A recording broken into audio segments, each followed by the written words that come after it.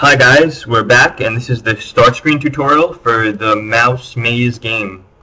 So once again, to show you the start screen, we have our picture in the background and then we have our start button here, and when we click it, we go to the next scene. So let's see how I was able to put that together. So what you're first going to want to do is you're going to notice you have your main camera here. And in those assets, the game assets that you downloaded from my website, you'll notice that there's art in there. So what I want you to do is drag all of that art into the sprites folder. Now you're not going to have a sprites folder, so what I want you to do is in your assets folder, I want you to create, the editor will be created automatically. I forget why. I think it's if you import the standard assets. I believe the editor folder comes into. But I want you to create a music folder, a prefabs folder, a scenes folder, a scripts folder, and a sprites folder.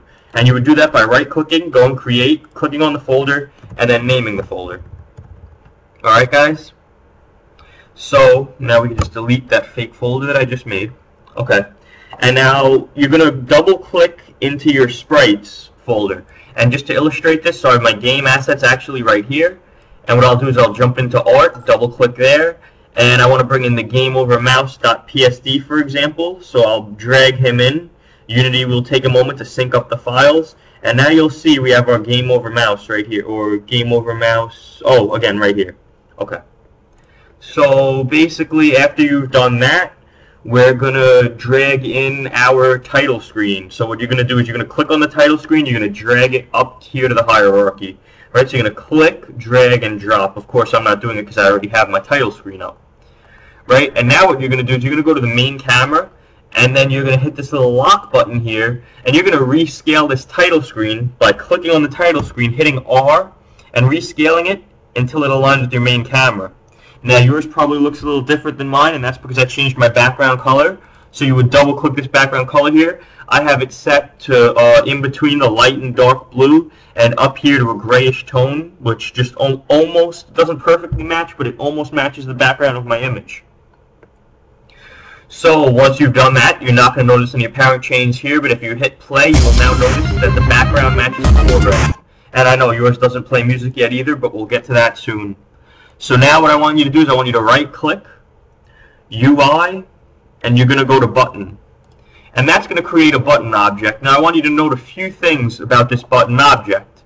First, when you created the button object, you noticed that a canvas object was created along with an event system. So now you have your main camera, your title screen, your canvas, and your event system. Right? Now if you click on this arrow here, a child of the canvas is the button. A child of the button is what should say text on yours. Mine says start. Now we're just going to unlock our inspector here. One quick note, unlock the inspector after you've rescaled your things so that now if you notice when we click, all of these things are changing based on where we're clicking. Whereas if we just lock this and we clicked on other things, the inspector would still be set to that specific game object's settings. Now when we take a look at our picture on our main camera, we'll notice the canvas is way up here.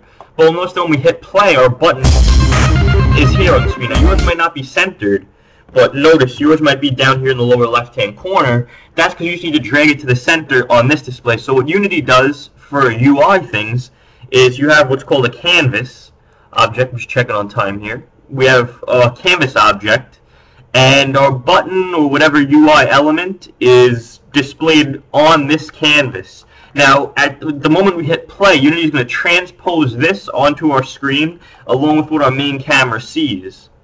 Right? So it's important to note that this right here is basically your screen. And the UI elements should be positioned here where you want them to be. But with respect to all the other game objects you have, they should be positioned in such a manner with relation to the main camera. You'll also notice that our UI elements don't show up in our main camera preview. Now if you go down here to this button, you'll notice a few things. I've changed some of these settings. So do me a favor and go to highlighted color and make that whatever color you'd like. I specifically made it sort of a turquoise. And then for pressed color, I made it a lime green, a very bright green. And now basically you have the on click here. You're going to click this little plus right here. Now I'm just going to hit a minus because I only want one here. And that's going to make it where on the click of your button, right, a function is performed. Now, how is Unity going to identify such a function? Well, Unity is going to identify such a function basically by what you pass into it. So hold that thought. I just want to show you text here. Change that to start. So this text is what's displayed on the screen on the button, and this is just so that you remember the name. It's just the name of the object. Now going back to this, you'll notice that we've passed in our main camera. So what I want you to do is I want you to click on the main camera and drag it into here. Okay? Now that you've done that, I want you to click on here, and you'll notice list of functions. Now there is one small script that we have to write before we could go any further, and that is to maze. So we'll now right click create C# script, and name it to maze. And remember, keep it in your scripts folder so that we stay neat and organized. Now we'll go here. Okay, so you'll notice we have this right here. You'll notice your screen will have this. It won't have click it, right? So you're going to make a public void function called click it. Now notice you have to have the keyword public here so that Unity recognizes to include that function in the functions list that we're about to bring up. Now inside of those brackets you want to hit application.loadLevel and then the name of whatever your main scene is. Now we haven't created this main scene yet, so just kind of go along right now, and we're going to fill all this in later. Basically, all of this will make sense later when we've actually created this main scene. Right? So once you have, and notice the spacing, it's after the update outside of this other curly brace. Make sure you don't put it below this curly brace, because this is the curly brace that identifies the class. So just, if you're running into errors or problems, it's probably because you put this in the wrong place. Another error you might run into is that when we do make that main scene, it's going to say down here, the scene main can't be loaded because it hasn't been added to the build settings. To add a scene to the build settings, you would go to File, Build Settings, Add Current. And upon clicking that, you would see your current scene in those build settings. You want to add every scene you have to the build settings.